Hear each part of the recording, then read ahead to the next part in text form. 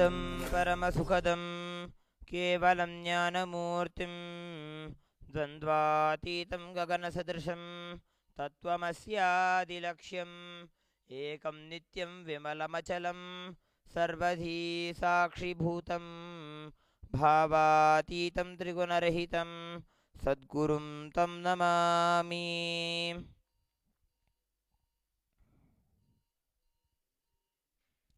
Nityandam. We welcome all the devotees, disciples, and viewers who are watching this Uttamottama Seva being offered at the feet of Sri Nityandeshwari Parashakti Sameta Sri Nityandeshwara Paramashiva. Paramashiva, who is beyond the form and formless, who is the ultimate superconsciousness, assumes form for the sake of the devotion of the devotees.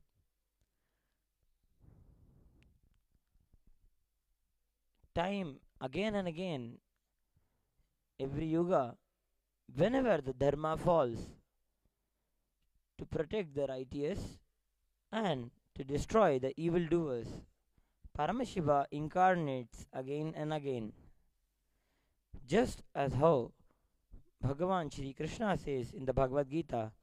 Yada yada hi dharmasya glanir bhavati bharata abhyuttanam dharmasya tadatmanam srajamyahan paritranaya sadhunam vinashaya cha dushkritam dharma samsthapanarthaya sambhavami yuge yuge. Paramashiva incarnates again and again to establish the dharma and the science of enlightenment.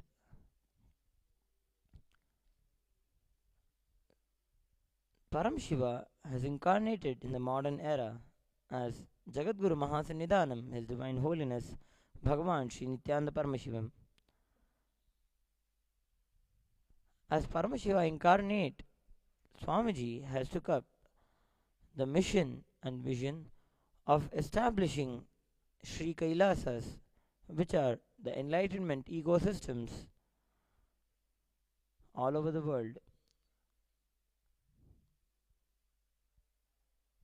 These enlightenment ecosystems have a temple-centric lifestyle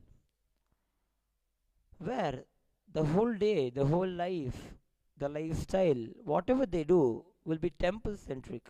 It will be for Paramashiva and for the temple of Paramashiva. Temples are the places where Paramashiva manifests through the deities as Archavatara.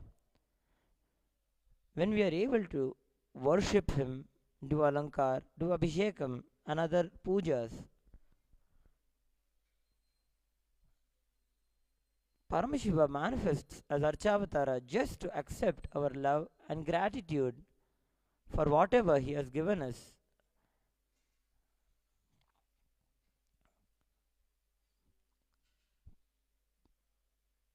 Today, we are going to offer this Uttamottama Paksha Upachara Puja at the feet of Sri Nityandeshwari Parashakti Sameta Sri Nityandeshwara Paramashiva. We are blessed beings to have Paramashiva as Archavatara and Nijavatara both. Archavatara as Swayambhu Nityanandeshwara, who has been consecrated in the temple at Adi Kailasa by the Nijavatara, His Divine Holiness Swamiji. Also, the Kshetra, the very land in which this puja is going to be offered, has its own significance, as this is the very place, the very same place where Paramashiva had assumed form and revealed the sacred science of Vedas and the Agamas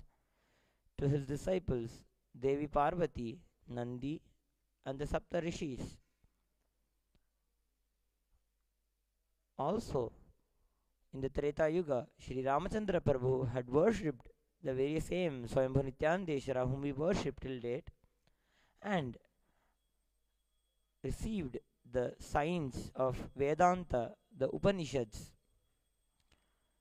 at the request of Sri Anjaneya Swami. Sri Ramachandra Prabhu had revealed the Muktikopanishad as an essence and compilation of all the Upanishads. The sacred land has its own ability to act as a Kalpataru, acting as a catalyst of manifesting our wills, our thoughts into reality. Let us now be in the receptive space of gratitude and deep restful awareness in your Anandagandha, visualizing the Nijavatara of Paramashiva, His Divine Holiness, Sri Nityananda Paramashivam, in your Anandagandha. And let us now begin with the Uttama Paksha Upachara Puja.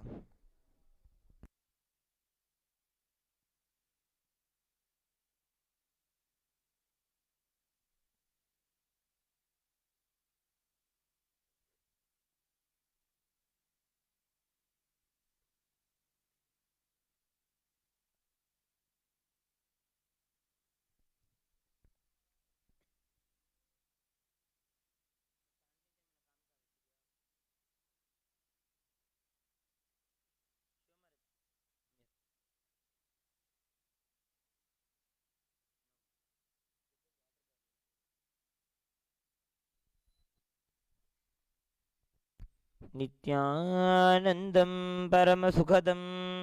केवलं ज्ञानमूर्तिं द्वन्द्वातीतं गगनसदृशं तत्त्वमस्यादिलक्ष्यम् एकं नित्यं विमलमचलं सर्वधी साक्षिभूतं भावातीतं त्रिगुणरहितं सद्गुरुं तं नमामि नित्यानन्देश्वरपरमशिवसमारम्भां नित्यानन्देश्वरि पराशक्तिमध्यमाम् अस्मदाचार्यपर्यन्तां वन्दे गुरुपरम्परां ललाटे त्रिपुण्ड्रीनिटिलकृतकस्तूरीतिलकः स्फुरन्मालाधारस्फुरितकटिकौपीनवसनः दधानो दुस्तारं शिरसि फनिराजं शशिकलां प्रदीपः सर्वेषाम् अरुणगिरियोगी विजयते ॐ गणानां त्वा गणपतिगुं हवामहे कविं कवीनामुपमश्रवस्तमं ज्येष्ठराजं ब्रह्मणां ब्रह्मणस्पत आनच्छृण्वन्नोतिभिः सीदसादनम् ॐ श्रीमहागणपतये नमः।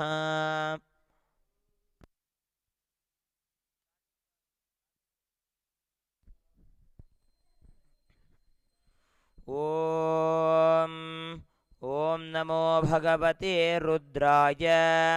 ॐ नमस्ते रुद्रमन्यव उतोत इषवे नमः नमस्ते अस्तु धन्वने बाहुभ्यामुत ते नमः यात इषुः शिवतमा शिवं बभूव ते धनुः शिवा शरव्या यातवतया नो रुद्रमृडया या ते रुद्रशिवा तनूरघोरा पापकाशिनी तया नस्तनुवाशन्तमया गिरिशन्ताभिचाकशीः यामिषुं गिरिशन्तहस्ते बिभर्ष्यस्तवे शिवां गिरित्रतां कुरु माहि गुंसीः पुरुषं जगते शिवेन वचसा त्वा गिरिशाच्छावदामसि यथा नः सर्वमिज्जगदयक्ष्मगुं सुमना असते अध्यवोचदधिवक्ताः प्रथमो दैव्योऽभिषके अहीगिश्च सर्वाञ्जम्भयन् सर्वाश्च यातु धान्यः असौ यस्ताम्रो अरुण उत बभ्रुस्तु मङ्गलः ये चेमागुं रुद्रा अभितो दीक्षिश्रुता सहस्रशो वैशागुं हेडईमहे असौ व्योपसर्पति नीलग्रीवो विलोहितः उतैनं गोपा अदृशन्नदृशन्नुतहार्यः उतैनं विश्वाभूतानि सदृष्टो मृडजातिनः नमो अस्तु नीलग्रीवाय सहस्राक्षाय मीडुषे अथो ये अस्य सत्त्वानोऽहं तेभ्यो करं नमः प्रमुञ्च धन्वनस्त्वमुभयोरार्नियोर्जा याश्च ते हस्त इषवः पराता भगवो वप अवदत्यधनुस्त्वगुं सहस्राक्षसते शुधे निशीर्य शल्यानामुखा शिवो न सुवना भव विद्यं धनुःकपर्दिनो विशल्यो बाणबागुम् उत अनेशन्नस्येषव आभुरस्य निषङ्गधिः या ते हेतिर्मीडुष्टमहस्ते बभूव ते धनुः ॐ दूरसि दूर्वदूर्वन्तं धूर्वतयोऽस्मान् धूर्वतितं धूर्वजं वयं धूर्वामः ॐ हां हुं शिवाय नमः ॐ श्री नित्यानन्दे श्री पराशक्ति समेत श्री नित्यानन्देश्वर परमशिवाय नमः धूपमाघ्रापयामि आज्यं च पट्टि संयुक्तं वह्निना ज्योतिदं मया दीपं गृहाण देवेश त्रैलोक्यतिमिरापहम् ॐ हां हुं शिवाय नमः श्री नित्यानन्दे श्री पराशक्ति समेत श्री नित्यानन्देश्वर परमशिवाय नमः दीपं दर्शयामि ओम अमृते अमृतोद्भवे अमृतवर्षिणी अमृतं श्रावय श्रावय स्वाहा श्री नित्यानन्देश्वरी पराशक्ति समेत श्री नित्यानन्देश्वर परमशिवाय नमः अभिषेकानन्तरं नैवेद्यं निवेदयामि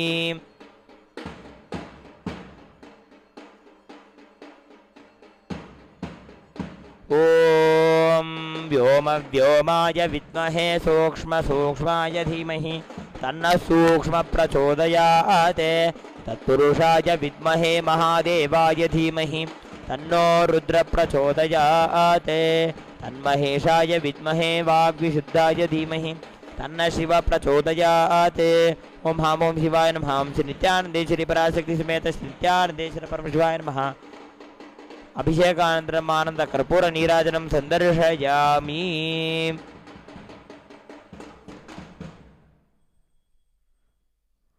ॐ षण्णो मित्रः शं वरुणः षण्णो भवत्वर्यमा षण्ण इन्द्रो बृहस्पतिः षण्णो विष्णुरुक्रमः नमो ब्रह्मणे नमस्ते वायो त्वमेव प्रत्यक्षं ब्रह्मासि त्वमेव प्रत्यक्षं ब्रह्म वदिष्यामि ऋतं वदिष्यामि सत्यं वदिष्यामि तन्मामवतो तद्भक्तारमवतो अवतु माम् अवतु भक्तारम्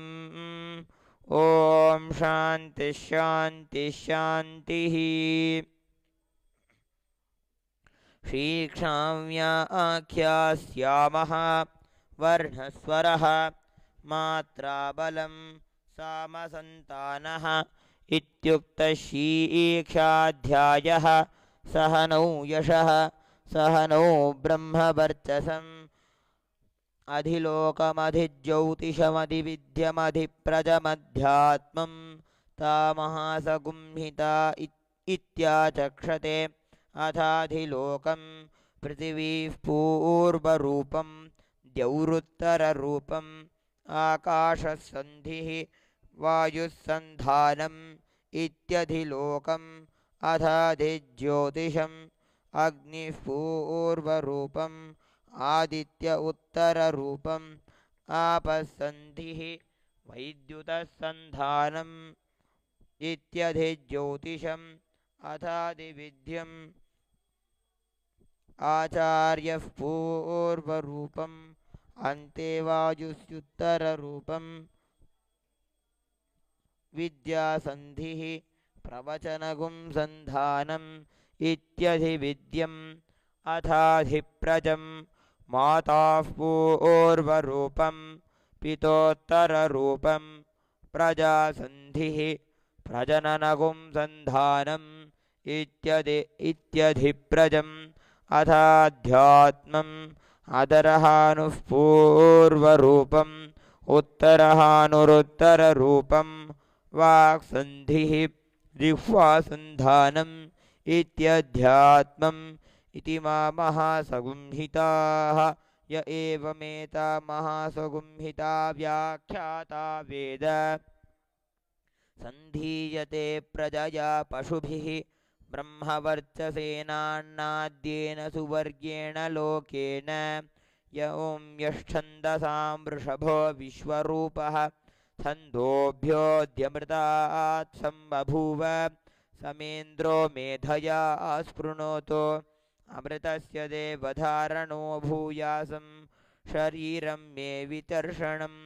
जिह्वा मे मधुमत्तमा कर्णाभ्यां भूरिविश्रुमं ब्रह्मणः कोशोऽसि मेधया पिहितः श्रुतं मे गोपाय आवहन्ति वितन्वाना कुर्वाणा चिरमात्मनः वासागुंसि मम गावश्च अन्नपाने च सर्वदा ततो मे श्रियमावह लोमशां पशुभिः सह स्वाहा आमायन्तु ब्रह्मचारिणः स्वाहा विमायन्तु ब्रह्मचारिणः स्वाहा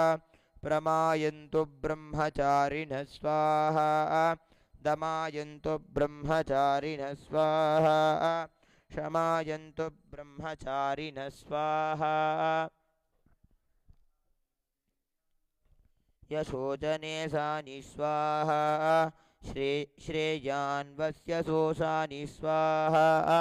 तं त्वा भगप्रविशानि स्वाहा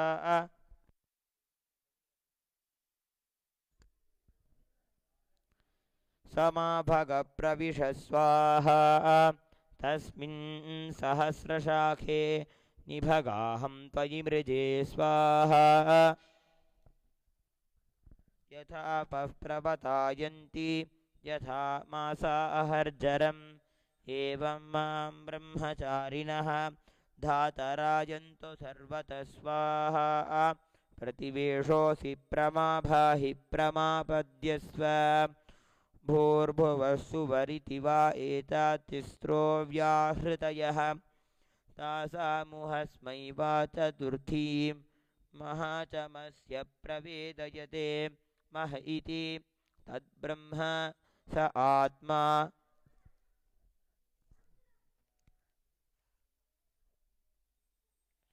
अङ्गान्यन्या देवताः भुवरिति वा अयं लोकः भुवरित्यन्तरिक्षं सुवरित्यसौ लोकः मह इत्यादित्यः आदित्येन वाव सर्वे लोका महीयन्ते भूरिति वा अग्निः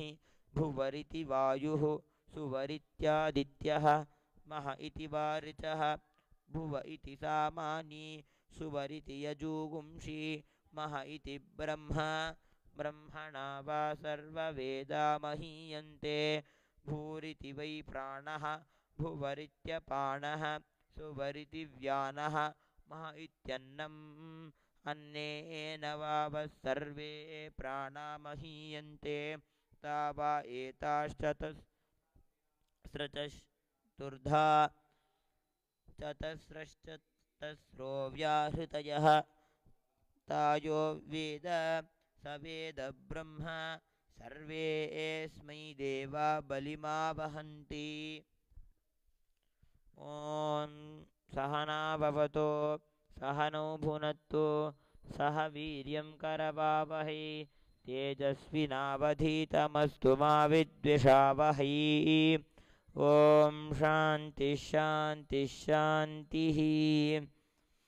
भृगुर्वै वारुणिः वरुणं पितरमुपससार अधीः भगवो ब्रह्मेति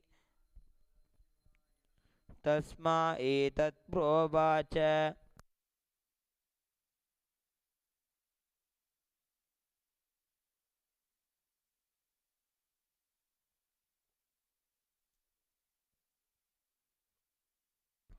अन्नं प्राणं चक्षुश्रोत्रं मनोवाचमिति तगुम्होवाच यतो वा इमानि भूतानि जायन्ते येन जातानि जीवन्ति यत्प्रयन्त्यभिसंविशन्ति तद्विजिज्ञासस्व तद्ब्रह्मेति सतपोदप्यत सतपस्तप्त्वा प्राणो ब्रह्मेति व्यजानात् प्राणाद्येव खल्विमानि भूतानि जायन्ते अन्नेन जातानि जीवन्ति अन्नं प्रयन्त्यभिसंविशन्तीति तद्विज्ञाय पुनरेव वरुणं पितरमुपससार अधीहि भगवो ब्रह्मेति तगुम्होवाच तपसा ब्रह्म विजिज्ञासस्व तपो ब्रह्मेति सतपोदप्यत सतपस्तप्त्वा प्राणो ब्रह्मेति व्यजानाते प्राणाद्येव खल्विमानि भूतानि जायन्ते प्राणेन जातानि जीवन्ति प्राणं प्रयन्त्यभिसंविशन्तीति तद्विज्ञाय पुनरेव वरुणं पितरमुपससार अधीहि भगवो ब्रह्मेति तगुम्होवाच तपसा ब्रह्म विजिज्ञासस्व तपो ब्रह्मेति सतपोदप्यत सतपस्तप्त्वा मनो ब्रह्मेति व्यजानात् मनसो ह्येव खल्विमानि भूतानि जायन्ते मनसा जातानि जीवन्ति मनः प्रयन्त्यभिसंविशन्तीति तद्विज्ञाय पुनरेव वरुणं पितरमुपससार अधीहि भगवो ब्रह्मेति तगुम्होवाच तपसा ब्रह्म विजिज्ञासस्व तपो ब्रह्मेति सतपोतप्यत सतपस्तप्त्वा विज्ञानं ब्रह्मेति व्यजानात् विज्ञानाद्येव खल्विमानि भूतानि जायन्ते विज्ञानेन जातानि जीवन्ति विज्ञानं प्रयन्त्यभिसंविशन्तीति तद्विज्ञाय पुनरेव वरुणं पितरमुपससार अधीहि भगवो ब्रह्मेति तगुम्होवाच तपसा ब्रह्म विजिज्ञासस्व तपो ब्रह्मेति सतपोदप्यत सतपस्तप्त्वा आनन्दो ब्रह्मेति व्यजानात् आनन्दाद्येव खल्विमानि भूतानि जायन्ते आनन्देन जातानि जीवन्ति आनन्दं प्रयन्त्यभिसंविशन्तीति सैषा भार्गवीवारुणी विद्या परमेव्योमन् प्रतिष्ठिता य एवं वेद प्रतिष्ठति अन्नवान्नादो भवति महान् भवति प्रदया ब्रह्मवर्चसेन महान् कीर्त्या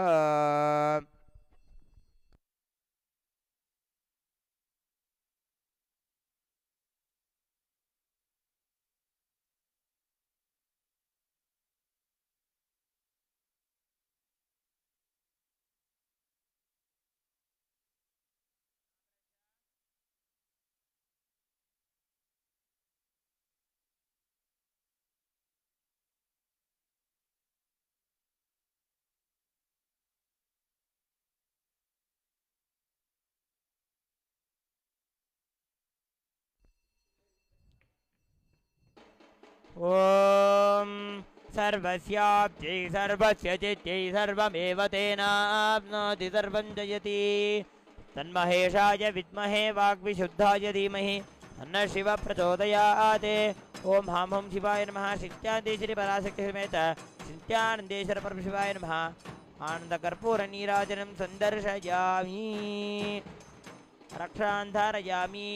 बृहत्सामक्षत्रवद् बृहद्विष्णीं दृष्टभौज शुभितमुग्रवीरम् इन्द्रस्वमेन पञ्चदशेन मध्यमितं वातेन सकरेण रक्षान् धारयामि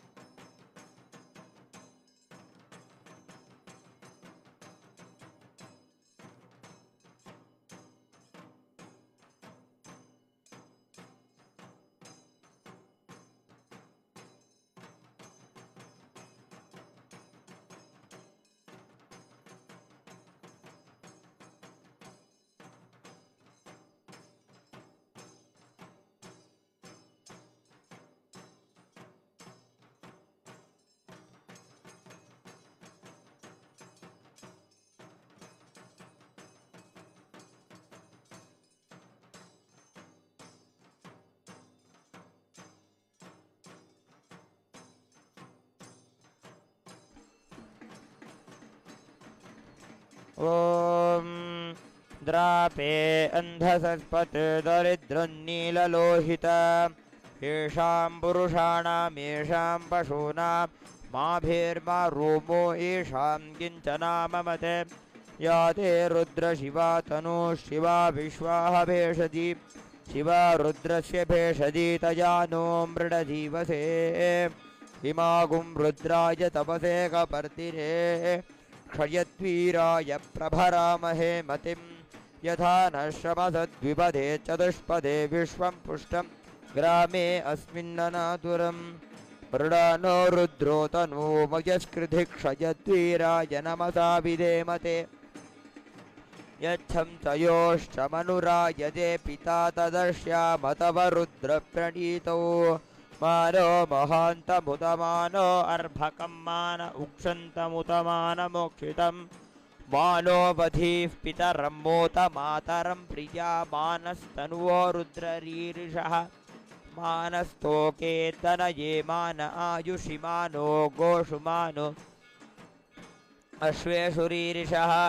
वीरान् मानो रुद्रभामितो वधीर्ह विष्मन्तो नमसा विधेमते आराते गोघ्न उत पूरुषग्ने क्षयद्वीराय सुम्नमस्मे ते अस्तु रक्षा च नो अधिच देव ब्रूह्यथा च न शर्मज छद्विबर्हाः स्तुहि श्रुतं गर्तसदं युवानं मृगन्न भीममुपहन्तो मुग्रं मृडाजरित्रे रुद्रस्तवानो अन्यन्ते अस्मन्निवपन्तु सेनाः परिणो रुद्रस्य हेतर्वृणक्तु परित्वेषस्य दुर्मतिरघायोः अवस्थिरा मगवद्भस्तनुष्वमीढ्वस्तोकायतनयाय मृडज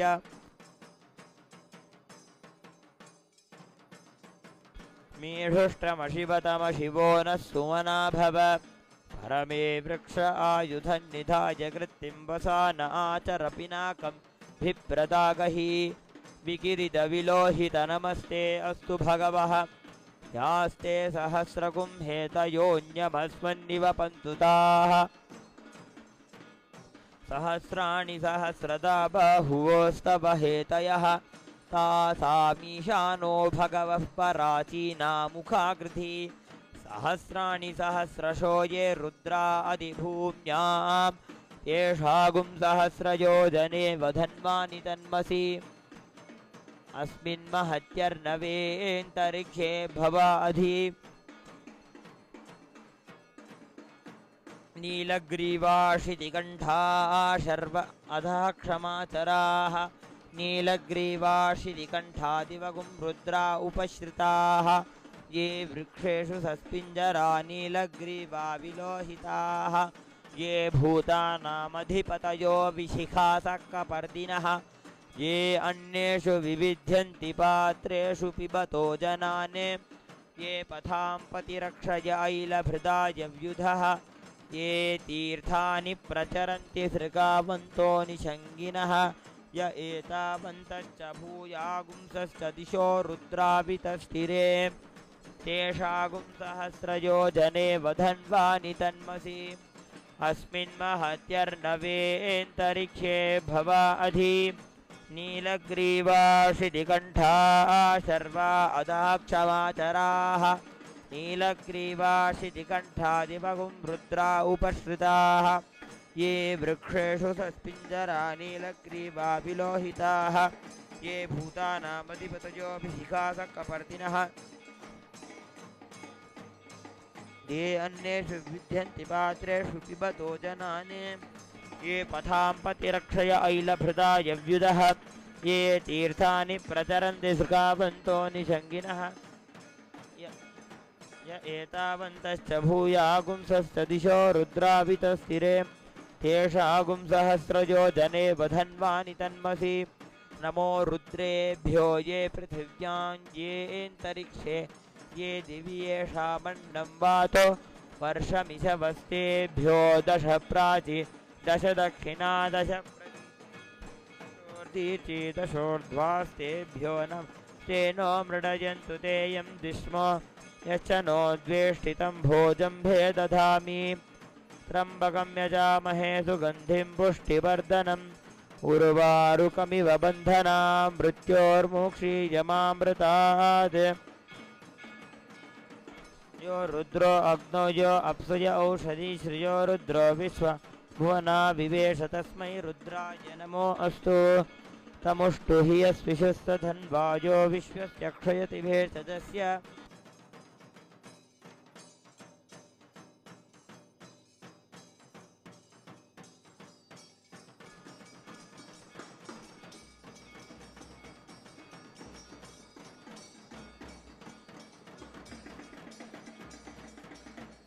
नमस्ते नो मृडयन्तु ते यं विष्णो यश्च नो द्वेष्टितं वोजम्भे दधामि त्र्यम्बकं यजामहे सुगन्धिं पुष्टिवर्धनम् उर्वारुकमिव बन्धनान् मृत्योर्मुक्षीयमामृतात् यो रुद्रो अग्नौ यो अभ्युज औषधी सृजो रुद्रो विश्वा भुवना विवेश तस्मै रुद्राय नमो अस्तु तमुष्टु हि यस्विषुस्सु धन्वायो विश्वस्य क्षयति भेषजस्य यक्ष्वामहे मनसाय रुद्रं नमो भिर्देवमसुरन्दुवस्य अयं मे हस्तो भगवान् अयं मे भगवत्तरः अयं मे विश्वभेषजोऽयं शिवाभिमर्शनः ये ते सहस्रमयुतं पाशा मृत्योमर्त्याय हन्तवे तान् यज्ञस्य मायया सर्वान् अवयजामहे मृत्यवे स्वाहा ॐ नमो भगवते रुद्राय विष्णवे मृत्युर्मे पाहि प्राणानां ग्रन्थिरसि रुद्रो मा विशान्तकः तेनान्नेनाप्यायस्व नमो रुद्राय विष्णवे मृत्युर्मे पाहि अदा शिवों ॐ पादोऽस्य विश्वाभूतानि त्रिपादस्यामृतं दिवि त्रिपादूर्ध्व उदयित्पुरुषः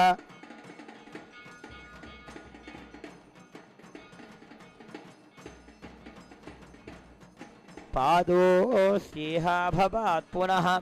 ततो विश्वं व्यक्रामते शासनानशने अभि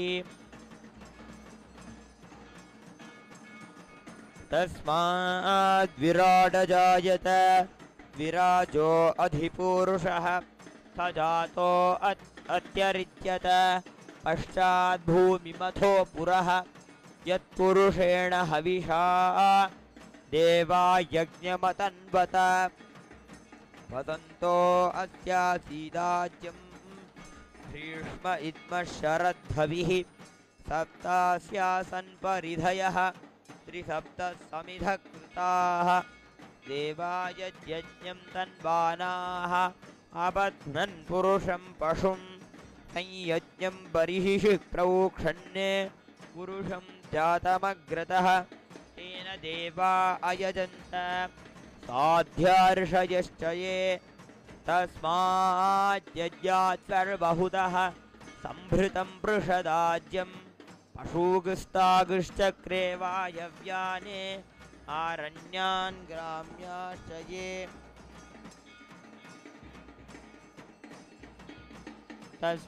तस्माद्यज्ञात् सर्वहुतः ऋचः सामानि जज्ञिरे छन्दागुंसि जज्ञिरे तस्मात् यजुस्तस्मादजायत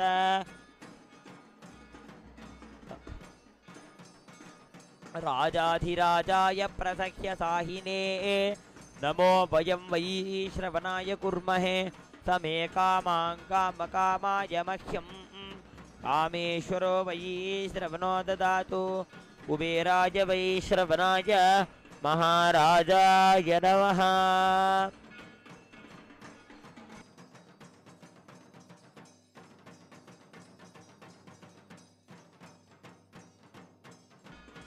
ॐ सोमो वा एतस्य राज्यमादत्ते यो राजा सन्राज्यो वासो मेन यजते देवसुभा मेधानि हविगुंसि भवन्ति य एतावन्तो वै देवानागुं सवाः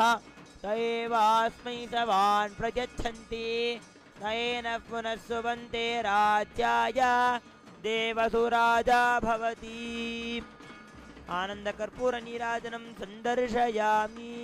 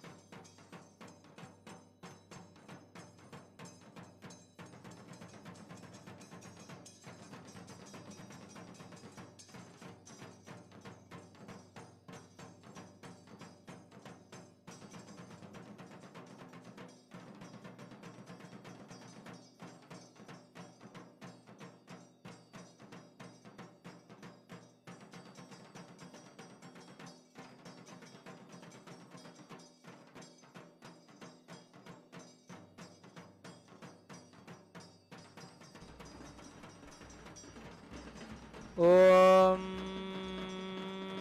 दशाङ्गं गुग्गुलोपेतं सुगन्धं च मनोहरम् आघ्रे सर्वदेवानां धूपोऽयं प्रतिगृह्यताम्। हामं शिवाय नमः। श्रीनित्यानन्दे श्रीपराशक्तिसमेत श्रीनित्यानन्देश्वर परमशिवाय नमः। धूपमाघ्रापयामि। ॐ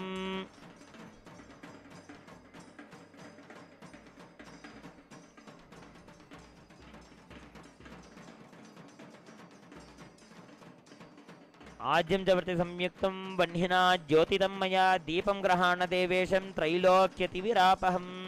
ॐ हां हों शिवाय नमः। श्रीनित्यानन्देश्वरी पराशक्तिसमेत श्रीनित्यानन्देश्वर परमशिवाय नमः। एकहार्तिदीपं सन्दर्शयामि।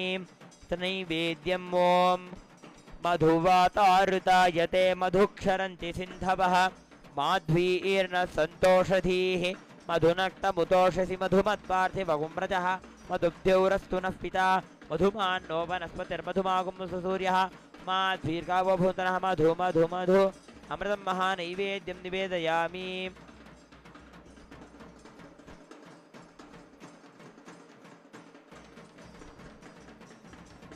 ॐ नमो हिरण्यभावे हिरण्यवर्णाय हिरण्यरूपाय हिरण्यपतये अंबिकापतये उमापतये पशुपतये नमो नमः। तन्महेशाय विद्महे वाग्विशुद्धाय धीमहि तन्नः शिवः प्रचोदयात्। कर्पूरनीराजनं सन्दर्शयामि।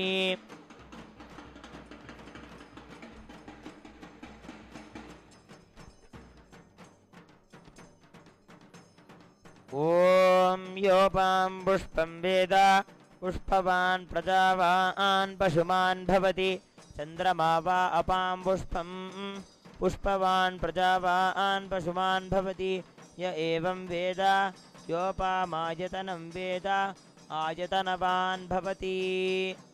वेदोक्तमन्त्रपुष्पाञ्जलिं समर्पयामि।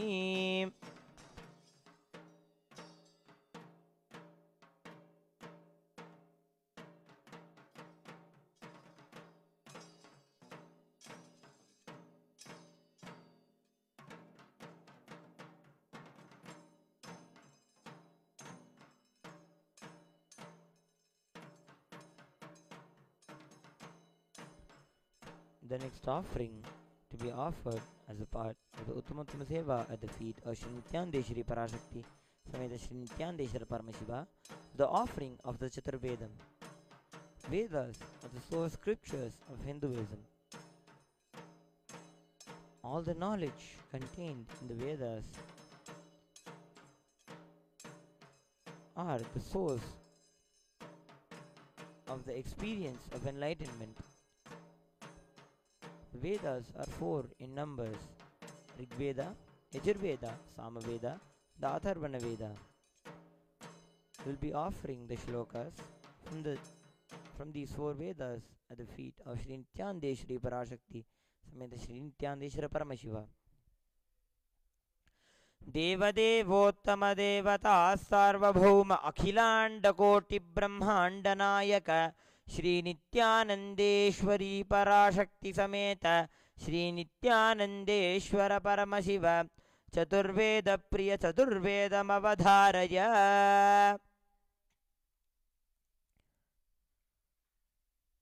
हरिः ओम् अग्निमीळे पुरोहितं यज्ञस्य देवं मृत्युजं होतारं रत्नधातामं हरिः ओम् ईशे त्वोर्जे त्वा वायवस्तोपायवस्तदेवो वः सविता प्रार्पयजुश्रेष्ठतमाय कर्मणे हरिः ओम् अग्न आयाहि वीतये घृणानो हव्यदातये निहोता सत्सि बर्हिषि हरिः ओम् षण्णो देवीरभिष्टय आपो भवन्तु पीतये संयोरभिस्रवन्तु नः हरिः ओम्.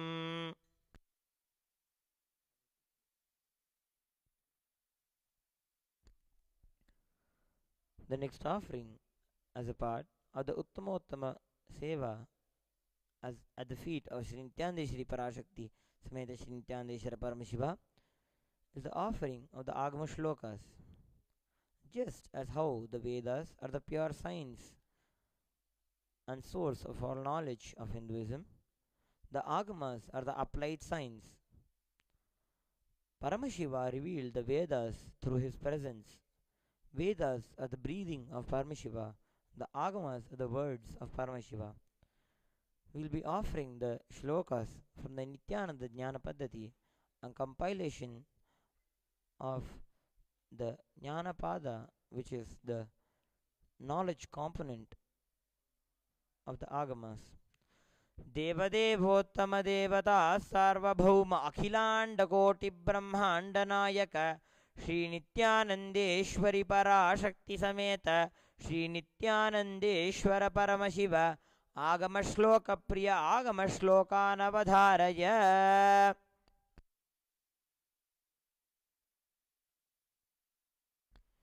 श्री भगवानुवाच अति कौतूहलाविष्टा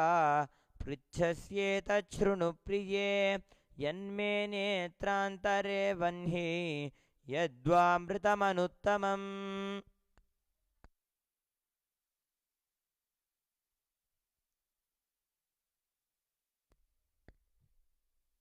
The next offering as a part of the Uttamottama Pakshopachara Puja is the offering of the Samagana, which are a set of shlokas from the Samaveda. Paramashiva is known as the Samagana Priya, meaning the one who is fond of the hymns of the Samaveda.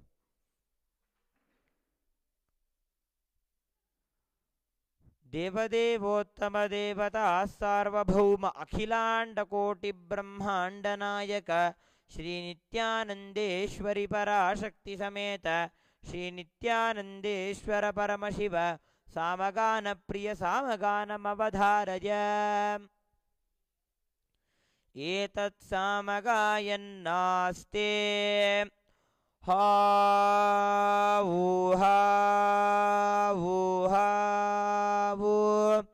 अहमन्नमहमन्नमहमन्नम् अहमन्नादो अहमन्नादः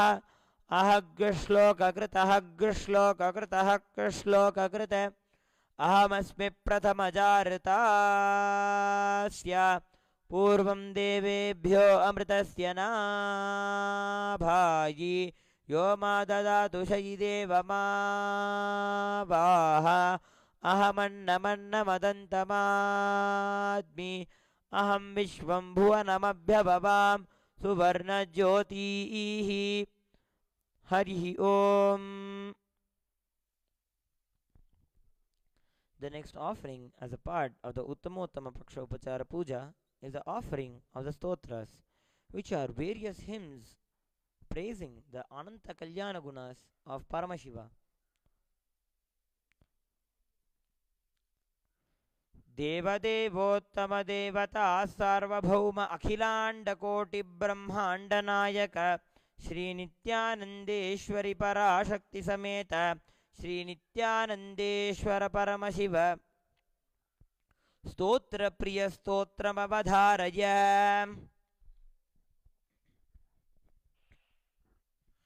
पशूनां पतिं पापनाशं परेशं गजेन्द्रस्य कृत्तिं वसानं वरेण्यं जटाजूटमध्ये स्फुरद्गाङ्गवारिं महादेवमेकं स्मरामि स्मरारिं महेशं सुरेशं सुरारातिनाशं विभुं विश्वनाथं विभूत्यङ्गभूषम् विरूपाक्षमिन्द्वर्कवह्नित्रिनेत्रं सदानन्दमीडे प्रभुं पञ्चवक्त्रं गिरीशं गणेशं गले नीलवर्णं गवेन्द्राधिरूढं गुणातीतरूपं भवं भास्वरं भस्मनाभूषिताङ्गं भवानीकलत्रं भजे पञ्चवक्त्रम् शिवाकान्तशम्भो शशाङ्कार्धमौले महेशानशूलिं जटाजूटधारिन् त्वमेको जगद्व्यापको विश्वरूप प्रसीद प्रसीद प्रभो पूर्णरूप परात्मानमेकं जगद्बीजमाद्यं निरीहं निराकारमोङ्कारवेद्यं यतो जायते पाल्यते येन विश्वं तमीशं भजे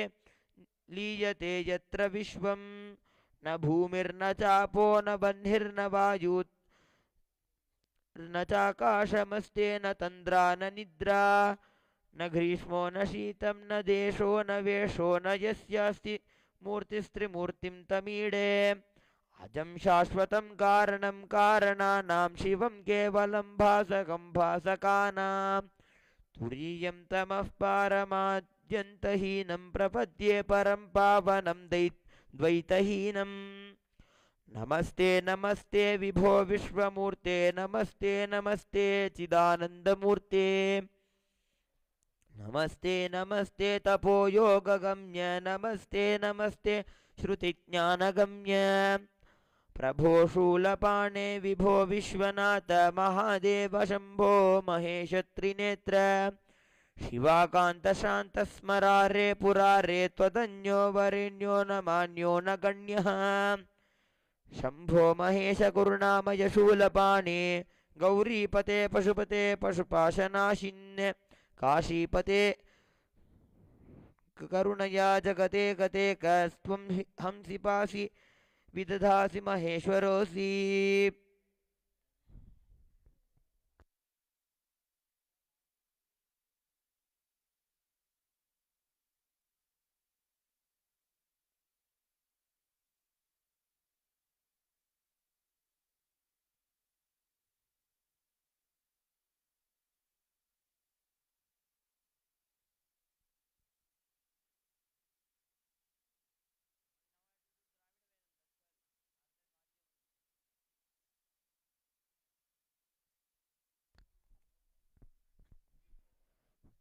The next offering,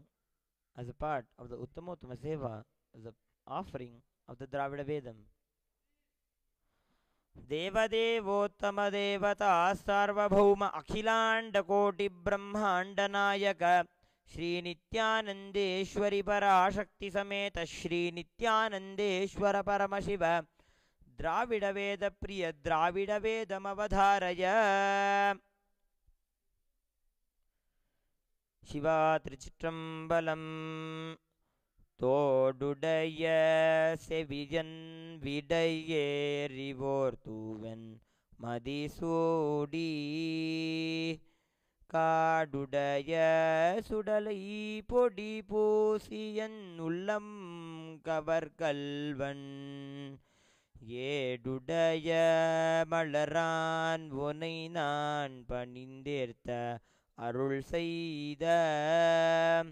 பீடுடைய பிரமாபுரமேவிய பெம்மான் இவனன்றே இவனன்றே சிவா திருச்சிற்றம்பலம்.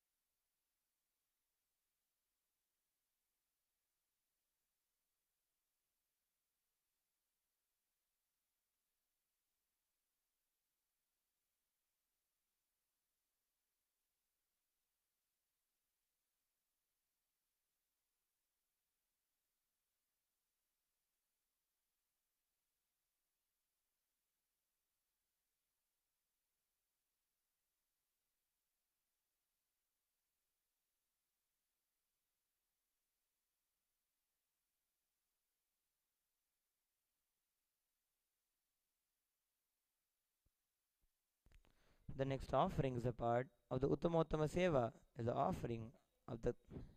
Tirikailaya Vadyam. The Kailaya Vadyam are the instruments which awakens the soul and raises you to the space of Paramashiva.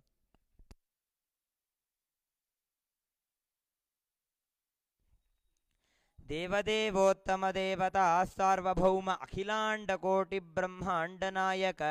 श्रीनित्यानन्देश्वरि पराशक्तिसमेत श्रीनित्यानन्देश्वर Paramshiva कैलायवाद्यप्रिय कैलायवाद्यमवधारय.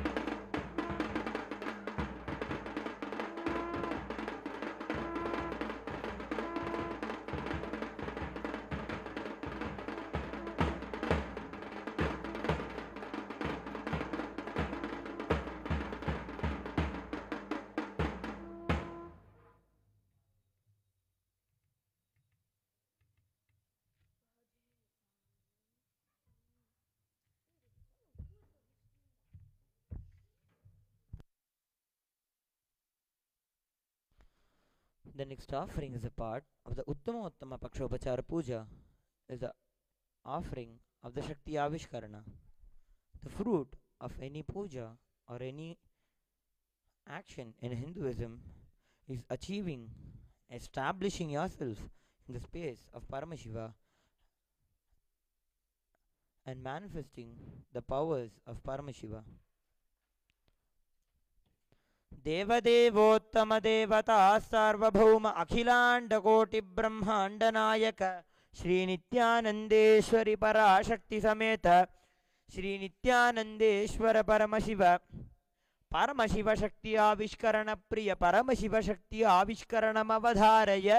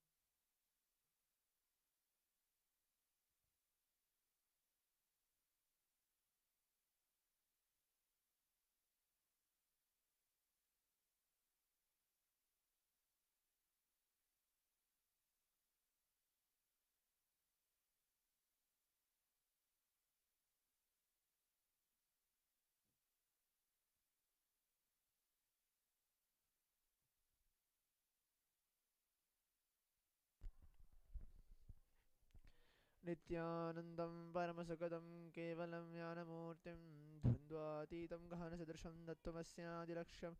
एकं नित्यमिमलमचलं सर्वदी साक्षिभूतं भवातीतं त्रिगुणरहितं सद्गुरुं तं Namami.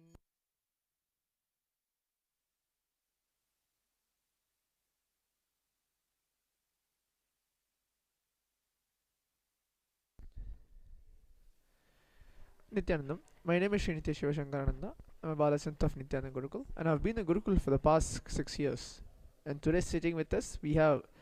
Nitish Maharaj, who is 7 years old and who has been Gurukul for the past couple of years, and who has been growing the lap of Swamiji. And in such a tender young of age, he is able to manifest such powers. In today's Paramashiva Shakti Avishkarana, I offer the power of the consciousness over matter, where he will be manifesting this power of moving the coconut in my hands and connecting with Paramashiva in the space of oneness. In Agamas is the source book of Hinduism, where Paramashiva clearly tells that each and every single 463 plus powers are mentioned, and you can manifest it just by your oneness space and by your consciousness. One such power is this, starting off with the power of 30, moving on to body scan, remote vision, materialization, teleportation, and now going on to the consciousness over matter. These all Shaktis which are experienced in the state and space of enlightenment, Siddhis, are which either through tapas or penance you do and you get the benefit out of it, it's called Siddhis.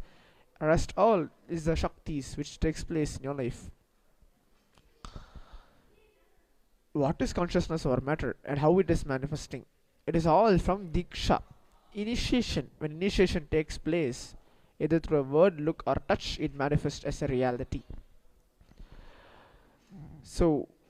when Nitish Maharaj is going to connect with Swamiji in the space of oneness by chanting the Mahavakya, Om Nityananda Paramashivoham, and invoking Swamiji's divine presence inside him and making it to manifest, let's all now see, when the matter is moved, some part of you, some part of obstacle inside you also get healed completely. So these are the few words which I want to describe what is consciousness or matter, how it takes place, and Swamiji, His Divine Holiness Jagadguru Mahasanidanam Bhagavan Sri Nityananda Paramashivam, the Supreme Pontiff of Hinduism, reviving the science of Kailasa for the past 26 years and making this science of manifestation as a reality, taking us from subconscious breakthrough to superconscious breakthrough. Now let us all get into the science of manifestation. Now what he'll be doing, that he's going to chant the Mahavakya, looking at the coconut. We all can chant the Mahavakya and get the healing space inside ourselves and move the matter.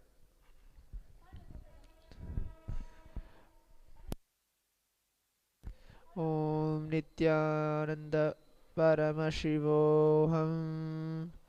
Om Nityananda Paramashivoham. Om Nityananda Paramashivoham. Om Nityananda Paramashivoham. Om Nityananda Paramashivoham. Om Nityananda Paramashivoham. Om Nityananda Paramashivoham. Om Nityananda Paramashivoham. Om Nityananda Paramashivoham. Om Nityananda Paramashivoham. Om Nityananda Paramashivoham. So for Nitish Maharaj, where he has been this presence of Swamiji, where it took around maybe 2 minutes for him to manifest and move this matter inside him. So with this, I offer my humble respects and gratitude towards Swamiji, and both of us are here to present the Paramashiva Shakti Avishkarna as part of the Uttamattama Seva. Thank you, Nityanandam.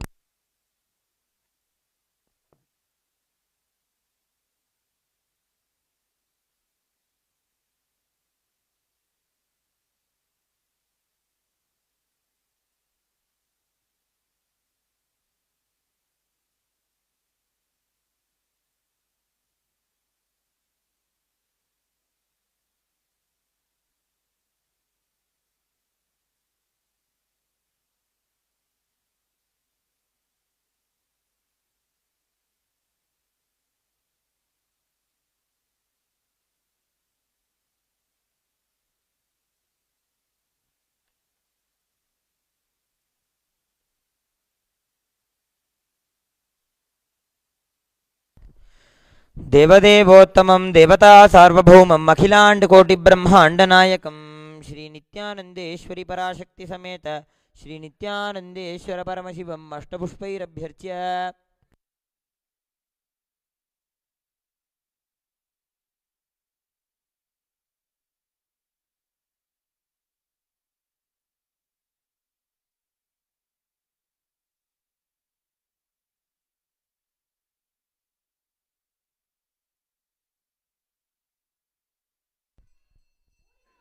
ॐ सर्वस्याप्त्यै सर्वस्य जित्यै सर्वमेव तेनाप्नोति सर्वं जयति तन्महेशाय विद्महे वाग्विशुद्धाय धीमहि तन्नः शिवः प्रचोदयात् भाभुं शिवान्म श्रीनित्यानन्देश्वरि समेत श्रीनित्यानन्देश्वर परमशिवाय नमः सर्वोपचारार्थे सर्वमङ्गलवाप्यर्थे सर्वाक्षमापणार्थे सर्वापराधक्षमापणार्थे आनन्दकर्पूरनीराजनं सन्दर्शयामि रक्षान्धारयामि बृहत्सामक्षसृजवृष्णीं दृशभौजशुभितमुग्रवीरम् इन्द्रस्तोमेन पञ्चदशेन मध्यमितं वातेन सकरेण रक्षान्धारयामि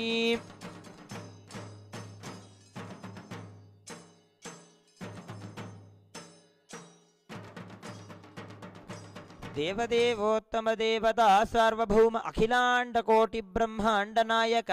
श्रीनित्यानन्देश्वरि पराशक्ति समेत श्रीनित्यानन्देश्वर परमशिव आशीर्वादप्रिय आशीर्वादमवधारय ॐ स्वस्ति प्रजाभ्यः परिपालयन्तां न्यायेन मार्गेण महिर्महीषाः गोब्राह्मणेभ्यः शुभमस्तु नित्यं लोकाः समस्ताः सुखिनो भवन्तु काले वर्षतु पर्जन्यः पृथिवी सस्यशालिनी देशोऽयं क्षोभरहितः ब्राह्मणाः सन्तु निर्भयाः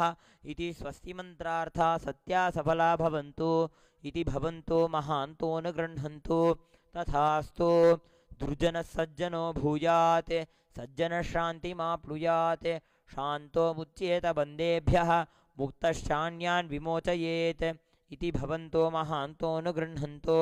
तथास्तु अपुत्राः पुत्रिणः सन्तु पौत्रिणः अधनाः सधनाः सन्तु जीवन्तु शरदर्शतम् इति भवन्तो महान्तो न गृह्णन्तु तथास्तु येषां देवदेवानां महादेवानाम् अखिलाण्डकोटिब्रह्माण्डनायकानां सकलभूयसृष्टिस्थितिसंहारतिरोभाव अनुग्रहाज्ञ पञ्चकृत्यपरायणानाम् आदिमध्यान्तरहितानाम् अप्रमेयपराक्रमाणां तत्त्वार्थगोचराणां श्रीनित्यानन्देश्वरि पराशक्तिसमेत श्रीनित्यानन्देश्वर परमशिवस्वरूपाणां श्री आदिगुरु अरुणगिरियोगीश्वरस्वरूपाणां श्रीकालभैरव महाकालीस्वरूपाणां श्रीकैलासोन्नतद्वादशान्तश्यामलापीठारूढ श्रीमीनाक्षीसुन्दरेश्वर भिन्नस्वरूप परशिवपुत्ररत्नकुमार गुरुमण्यतुल्यावतार श्रीपार्वतीस्तन्यपानलब्धदिव्यज्ञानविश्रुतसकलनिगमागमसारभूत द्राविडवेदप्रवक्त्रे श्रीमत्परमशिवकरुणासमधिगतमुक्तामयचतुरश्रयानगीयमानछत्रचामर श्रीजन्नकाहलादिसमस्तबिरदाबल्यलङ्कृतज्ञानविज्ञानचक्रवर्ती सर्वजनसङ्गसद्यो निर्वाणदीक्षाव्यजापवर्गवर्षविश्रानजीमूत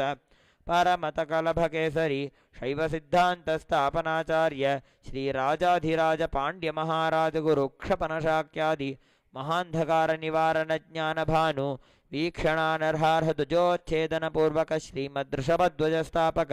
शैवसमयकर्त्रे सर्वज्ञपीठारूढ श्रीजगद्गुरो श्रीज्ञानसम्बन्धदेशिकस्वामि वागीशसुन्दर माणिक्यवाचकस्वामिनाम् अवतारभूत श्रीज्ञानसम्बन्धस्वामि पुनरुद्धृत श्यामलापीठ सर्वज्ञपीठ तृणवद्युत्तरद्विशततमगुरुमहासन्निधानानाम् अरुणगिरियोगीश्वर परम्परागत अरुणाचल सर्वज्ञपीठ गुरुमहासन्निधानानां कैलासपरम्परागत काञ्ची कैलास सर्वज्ञपीठ त्रयस्त्रिंशदुत्तरद्विशततमगुरुमहासन्निधानानां नित्योत्सव नित्यमंगल नित्यकल्याण नित्यर्जित कैलास परंपरागत आदि कैलास नित्यानंदपीठ महासंस्थान महासिंहासन पीठ कर्तॄणां साक्षात् श्री परमशिव समुद्भूत कैलास परंपरागत वैवस्वतमनु इक्ष्वाकु हरिश्चंद्र भगीरथ श्रीरामचंद्र शूरसेन इत्याद्यनवच्छिन्न सार्वभौम चक्रवर्ती परंपरागत चतुष्षष्टि योगिनी मंडित चतुष्षष्टि संप्रदाय प्रवर्तक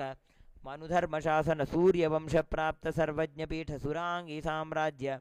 मूर्धाभिषिक्त चूडामणीनां साक्षात् श्री परमशिव समुद्भूत कपिल महागुरु पुनरुद्धृत महानिर्वाणिपीठ अष्टोत्तर सहस्र श्री महामंडलेश्वराणां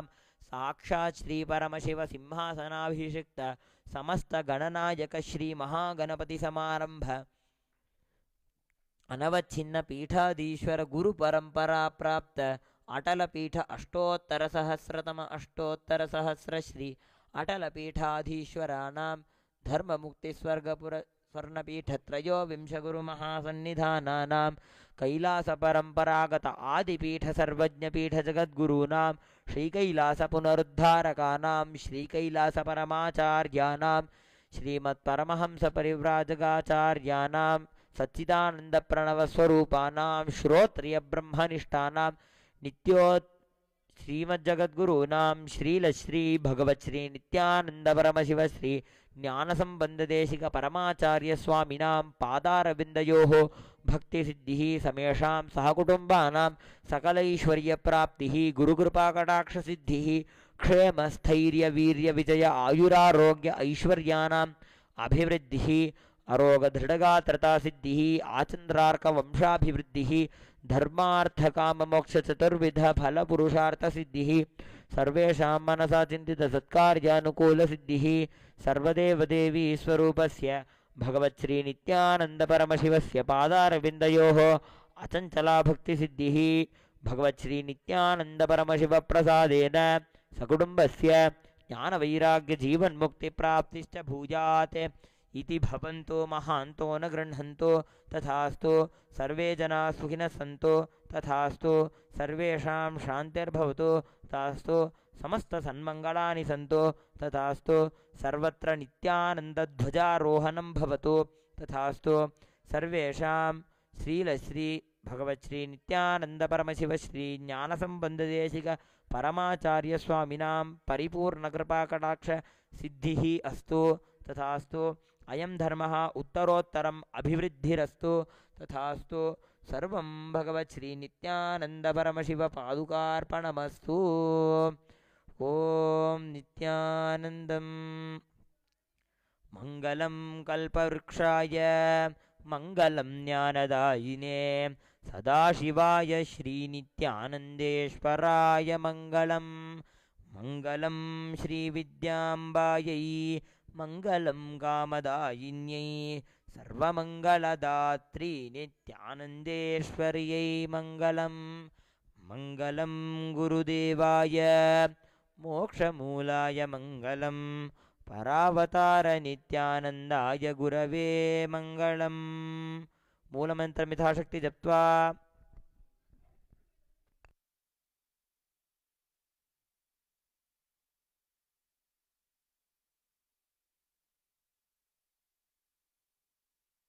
ॐ यत्किञ्चित् कर्म देवेश सदा सुकृतदुष्कृतं तन्मे शिवपदस्तस्य भुङ्क्षक्षपय शङ्कर शिवो दाता शिवो भोक्ता शिवः सर्वमिदं जगत् शिवो यजति सर्वत्र यः शिवः सोऽहमेव तु गुह्यातिगुह्यगोप्ता त्वं गृहाण अस्मत्कृतं जपं सिद्धिर्भवतु मे देव तत्प्रसादात् महेश्वर ॐ पूर्णमदः पूर्णमिदं पूर्णात् पूर्णमुदच्यते पूर्णस्य पूर्णमादाय पूर्णमेवावशिष्यते ॐ शान्ति शान्ति शान्तिः हरिः ॐ तत्सत् सर्वं भगवच्छ्रीनित्यानन्दपरमशिवपादुकार्पणमस्तु ॐ नित्यानन्दम्. The next offering is a part of the Uttamottama Seva is the Jnanapada Vivarna. देवदेवोत्तमदेवता Sarvabhauma अखिलाण्डकोटिब्रह्माण्डनायक श्रीनित्यानन्देश्वरि पराशक्तिसमेत श्रीनित्यानन्देश्वर Paramshiva ज्ञानपादविवर्णप्रिय ज्ञानपादविवर्णमवधारय.